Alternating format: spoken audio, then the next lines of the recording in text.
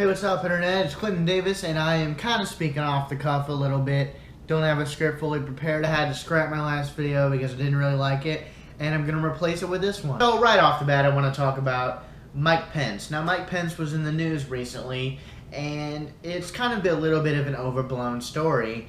So I wanted to show you the full clip, and here we go. She said this, she said, to be grossly generalistic, you can put half of Trump supporters into what I call the basket of deplorables, right?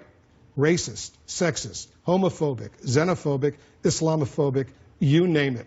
Afterwards, very quickly, within a day, she issued a statement saying she regretted saying half. It wasn't half. I spoke to her press secretary today. I said, well, what percentage? He wouldn't give me a percentage, but she said there are supporters, and you know this, there are some supporters of Donald Trump and Mike Pence who, like David Duke, for example, some other white nationalists, who would fit into that category of deplorables, right? Well, as I've told you the last time I was on, I'm not really sure why the media keeps dropping David Duke's name. Donald Trump has denounced David Duke repeatedly. We don't want his support, and we don't want the support of people who think. So I'm going to stop him right there and just, kind of clarify that the reason that the media brings that one up a lot is because Donald Trump hasn't necessarily denounced his support, and what he did do that could be considered denouncing was done after about 2 weeks of not denouncing.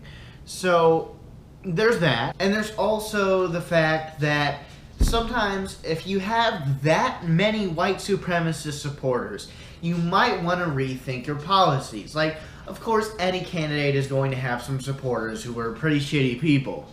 I mean, I'm sure Hillary Clinton has some white supremacist supporters too. But it's like when 80 to 90% of white supremacists support you as a candidate, you've kind of got to question your policy and the policy that's making them want to support you.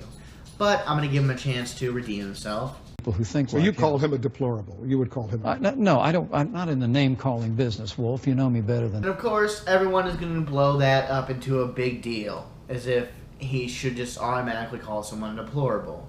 And while I personally have no problem calling David Duke deplorable, and in fact I think he is a disgusting human being, I think at the same time Mike Pence does represent an old brand of politician where they don't sling mud, they don't like to insult people, and while you can question that it's really weird that he chose to run with Donald Trump if he is that kind of person, but that is kind of the person that Mike Pence is. Mike Pence is the kind of person that, while I know he has passed some really discriminatory laws against homosexuals, I doubt he uses the word faggot a lot. It doesn't seem like words like that would be in his vocabulary, even though all of the discriminatory legislation that he's passed. That being said, he's not going to call someone deplorable. He's like a very old-fashioned.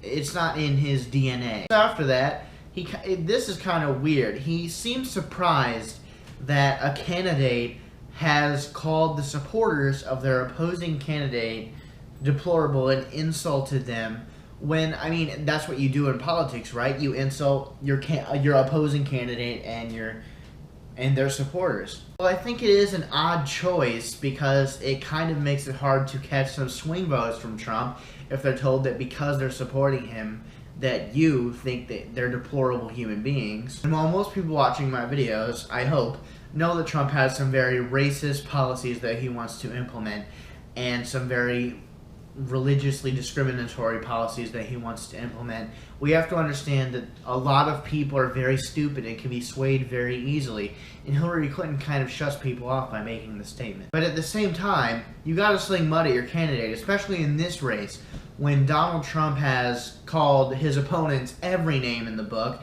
You've got to sling some mud back at him. What Hillary Clinton did Friday night was shocking. I mean, the millions of people who support Donald Trump around this country are not a basket of anything. They are Americans, and they deserve the respect of the Democrat nominee for President of the United States. For her to rattle off this litany of pejoratives was just really shocking, and anyone with that low an opinion of the American people should never hold the highest office in this land. Well, she said she regretted saying half She didn't mean half, but she said half, obviously. So but what she's did walked that back. So what did she? Well, did she walk it back? She said she regretted it. She issued a statement. She said she regretted saying half. Yeah. So what was it? 40? I mean, well, I tried to get an answer to that, but I couldn't. She has insulted millions of Americans, and her answer to that is to regret the math that she used. She has not apologized for doing this. She has not retracted the statement. And frankly, we really question her ability to campaign across this country and reach out to hurting Americans, having expressed this statement and not apologize for it. While some of you might remember Mike Pence from the religious freedom law that was passed in Indiana that might be considered homophobic, which was one of the things that Hillary Clinton listed as something you put in the basket of deplorables.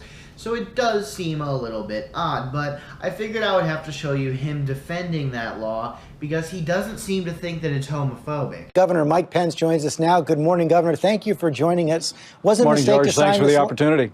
So was it a mistake to sign this law?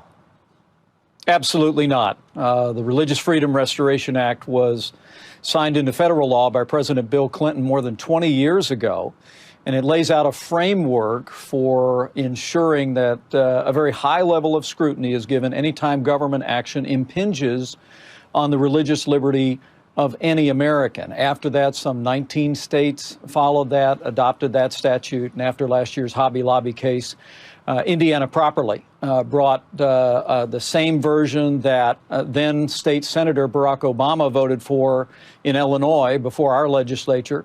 And I was proud to sign it into law last week. But look, I think I understand that there's been a tremendous amount of misinformation and misunderstanding around this bill, and I'm just determined.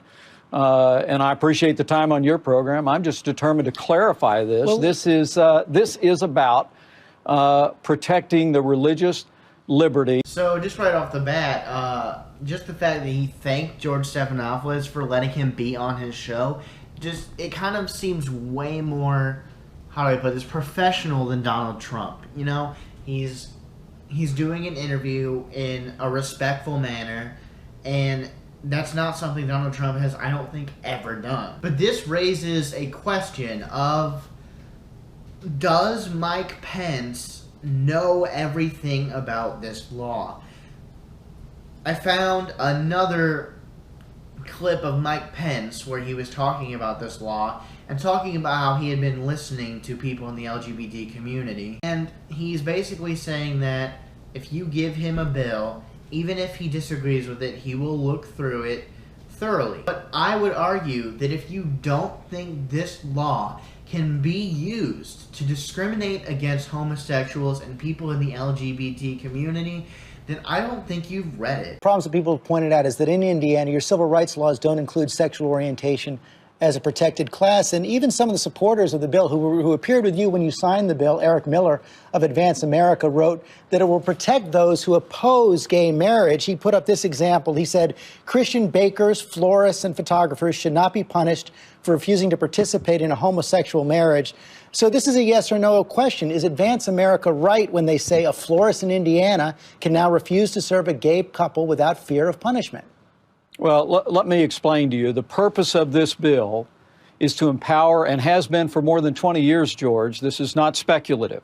The purpose of this legislation, which is the law in all 50 states in our federal courts, and it's the law by either statute or court decisions in some 30 other states, is very simply to empower individuals when they believe that actions of government impinge on their constitutional First Amendment freedom of religion. And frankly, George, there's a lot of people across this country who, you're looking at Obamacare and the Hobby Lobby decision, looking at other cases, who feel that their religious liberty is being infringed upon, and the Religious Freedom Restoration Act at the federal level and all the states now, including Indiana, who have it, are simply about addressing that. This is not about discrimination. This is about empowering people to confront government over. See, that's just the problem. It's not just about one issue. There are many other issues in this bill. But if that issue is in there, then the law is partially, if not wholly, definitely not wholly, but it is partially about discrimination. Just because a bill isn't all about discrimination, and the entire bill isn't discriminate against these people, discriminate against those people, discriminate against them, that doesn't mean that there aren't parts of the bill that are about discrimination. And if you haven't read those parts, then you clearly do not know enough to even consider passing this bill. So what this does bring to question is, does Mike Pence fall under the homophobic category in the basket of deplorables, as Hillary calls it? And personally, I can't figure it out. I've seen him in other clips make the argument that gay marriage should be decided by the states, and while I think that speaks more about his opinion on small government than it does about his homophobia, even though a lot of times that is said by presidential candidates and politicians who are homophobic, they just don't want to seem like it. Part of me sincerely thinks that he has not read the parts about this bill that do imply discrimination is okay. So long story short, do I think Hillary Clinton was wrong to say that Donald Trump supporters could be put into a basket of deplorables? I don't think it's smart, but no, I don't think it was wrong. A lot of them, and I would say probably about half, I agree with her on her first before the walk back. I agree that about half of them would fall into that basket. And then on the other hand, was Wolf Blitzer right to demand that Mike Pence call David Duke deplorable? Honestly, I think it was a fair question, but I don't think Mike Pence refusing to call David Duke deplorable is as big of a story as people in the media are making it out to be. He's not the kind of guy to call names like he says, and while David Duke is a person who's totally deserved of calling names, I just don't think that's in Mike Pence's blood to start slinging mud at people. But at the same time, Donald Trump has said far worse things about Hillary Clinton. Do I agree with that mantra? No. I think if someone is a horrible person, you should call them a horrible person. But at the same time, do I think that in Mike Pence's head, he actually does think that David Duke is a deplorable human being? Yes. You can say what you want about Mike Pence, but I honestly do not believe that he is a white supremacist. So that's all I have to say on this topic. If you like this video, please like it. If you like it so much that you want to see more like it, please subscribe. And if you feel like you can add something to the conversation, please comment down below. And if you want to leave a mean comment about how you're going to murder me, please also utilize the comment section in that respect. And of course, as always, if you're still watching this video, I love you more than my emotionally detached personality will allow me to express, and that frustrates me deeply.